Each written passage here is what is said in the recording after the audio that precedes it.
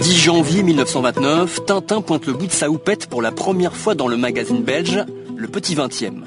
80 ans plus tard, sa trombine trône en bonne place sur les têtes de gondole, ce qui nous amène à penser qu'en 2009, ça marche toujours pour le vieux reporter.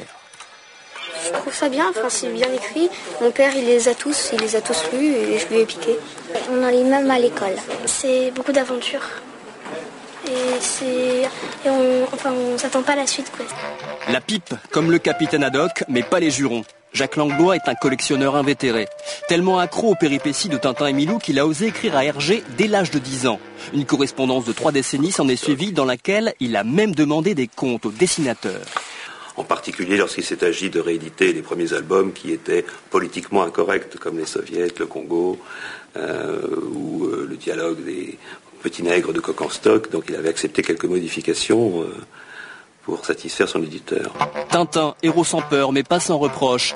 Parfois taxé de colonialisme, d'anticommunisme primaire, de sexisme, de conformisme, et pourtant plein de succès. Tintin est conformiste, le personnage de Tintin avec sa houppette. Mais c'est autour de lui que cette comédie humaine est intéressante et passionnante. Et c'est pour ça que ça a du succès. C'est pour ça que ça marche. C'est parce que justement, il y a des contradictions qui échappent à ses détracteurs.